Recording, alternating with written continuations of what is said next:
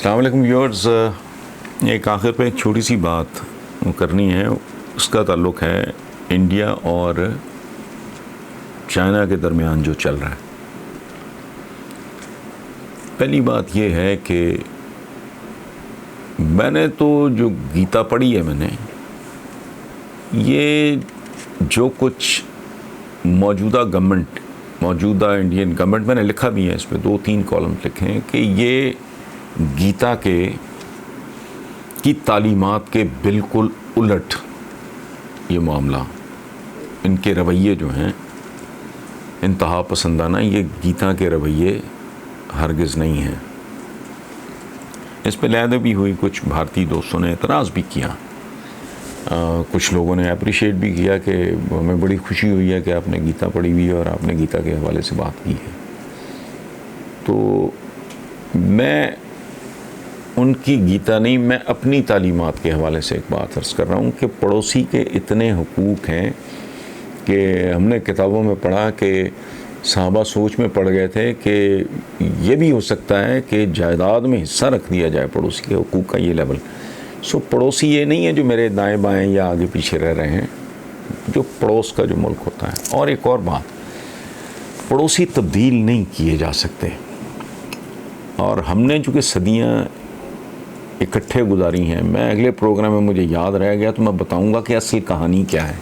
इनको पढ़ाया नहीं। अंग्रेज़ ने एक बहुत खौफनाक हरकत की, उसने 1857 के, उसको जंग आज़ादी कह लें, गदर कह लें, जो भी कह लें, उसके बाद उन्होंने बाकायदा इंजीनियर किया कि मुसलमानों और हिंदुओं के दरमियान एक, अदरवाइज़ आप अकबर आज़म से लेके औरंगज़ेब आलमगीर, मैं किसकी बात कर रहा हूँ, औरंगज़ेब आलमगीर, जिसको खुद हम मुसलमान समझते हैं कि वो बड़ा एक्सट्रीम पे और बहुत ही रिलीजियस और फलाना ढमकाना, उसकी कैबिनेट के कितने लोग थे जिनका ताल्लुक़ गैर मुस्लिमों के साथ था। सो हम तो पड़ोस है उनके लिए। मैं ज़ाती तौर पे, as far as I am concerned, मैं उनके लिए खैर ही मांगूँगा।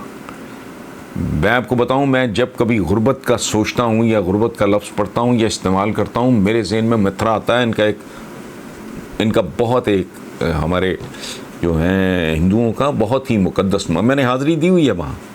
मैंने जो गुर्बत मथुरा के रेलवे स्टेशन पे देखी है, मैं कांप गया।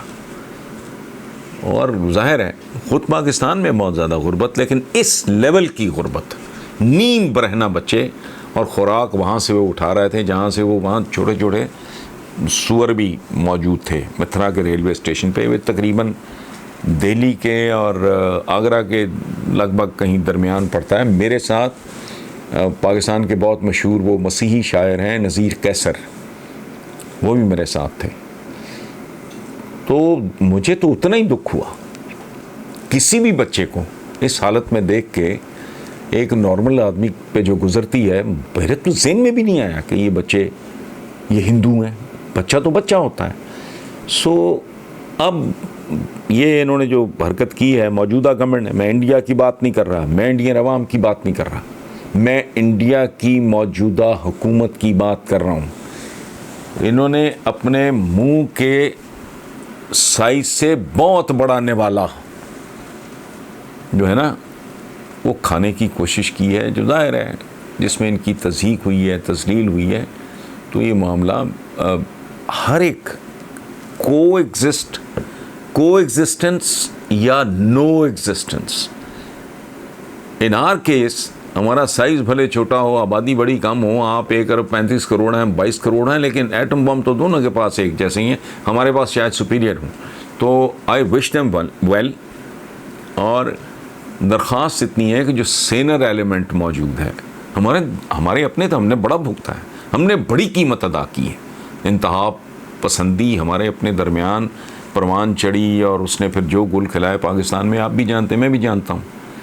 तो हम तो किसी का भी बुरा नहीं चाहते। तो इंडिया में जितना को जो सेनर एलिमेंट है, वो उनको सोचना चाहिए, और वो डेफिनेटली सोच रहे हैं। मेरा मशवरा नहीं चाहिए उनको कि ये सूरत हाल मुस्तकिल ना हो, मिल के जिएँ, ठीक तरीके से जिएँ, एक दूसरे को पास दे के पड़ोसियों की तरह, अच्छे पड़ोसियों की तरह सारा करें। अभी कल की बात है, मुझे दिल्ली के एक बड़े प्रोमिनेंट, आई एम सॉरी इस वक्त मेरे जहन से नाम, उन्होंने मुझे जावेद अख्तर साहब का बहुत ही सलाम प्यार दुआएं पहुंचाई हैं मुझे, तो I wish them well personally. लेकिन ऐसा नहीं, गलतफहमियों की बुनियाद पे, खुशफहमियों की बुनियाद पे ज़िंदा रहना नहीं, रियलिस्टिक होना चाहिए, प्रैग्मेटिक होना चाहिए, प्रैक्टिकल होना चाहिए। सो आई विश देम वेल। लेकिन जो हो रहा है ये कुछ ज़्यादा खुशगवार काम नहीं है। Thank you.